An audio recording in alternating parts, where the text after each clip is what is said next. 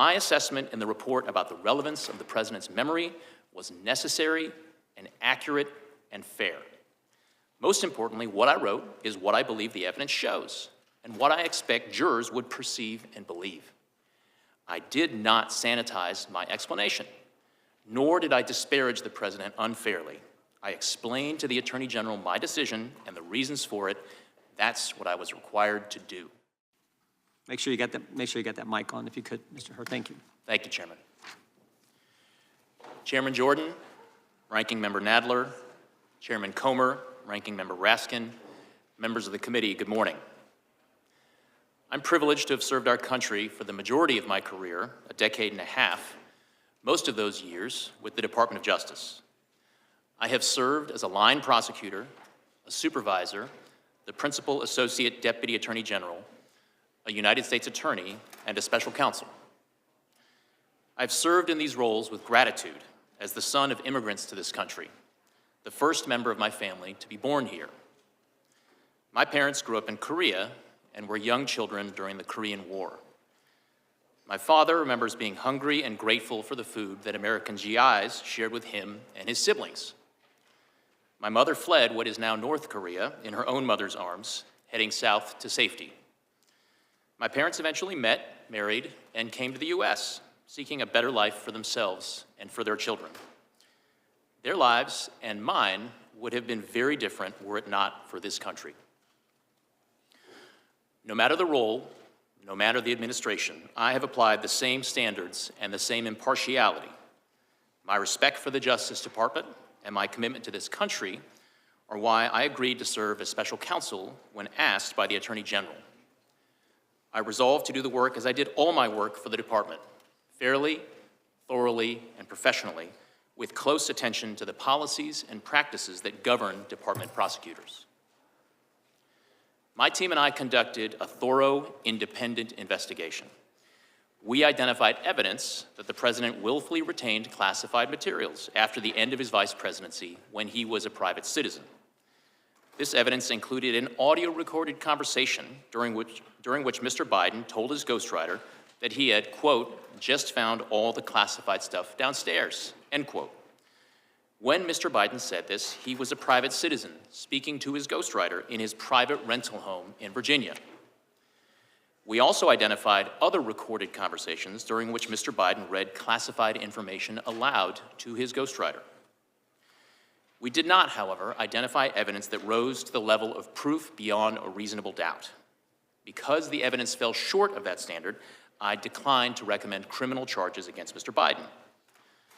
The department's regulations required me to write a confidential report explaining my decision to the Attorney General.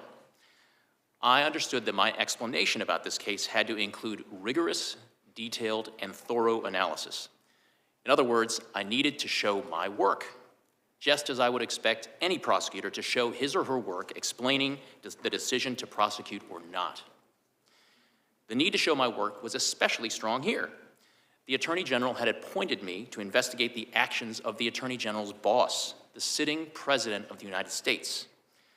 I knew that for my decision to be credible, I could not simply announce that I recommended no criminal charges and leave it at that. I needed to explain why. My report reflects my best effort to explain why I declined to recommend charging President Biden.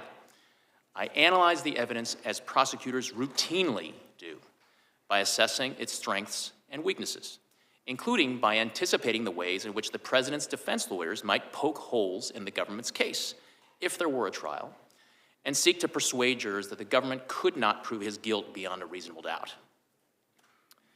There has been a lot of attention paid to language in the report about the President's memory, so let me say a few words about that. My task was to determine whether the President retained or disclosed national defense information willfully. That means knowingly and with the intent to do something the law forbids. I could not make that determination without assessing the President's state of mind. For that reason, I had to consider the President's memory and overall mental state and how a jury likely would perceive his memory and mental state in a criminal trial. These are the types of issues that prosecutors analyze every day. And because these issues were important to my ultimate decision, I had to include a discussion of them in my report to the Attorney General. The evidence and the President himself put his memory squarely at issue.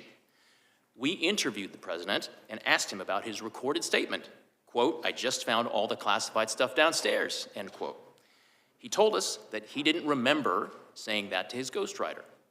He also said he didn't remember finding any classified material in his home after his vice presidency. And he didn't remember anything about how classified documents about Afghanistan made their way into his garage.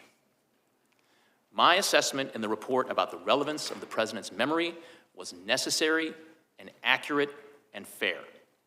Most importantly, what I wrote is what I believe the evidence shows and what I expect jurors would perceive and believe. I did not sanitize my explanation, nor did I disparage the President unfairly.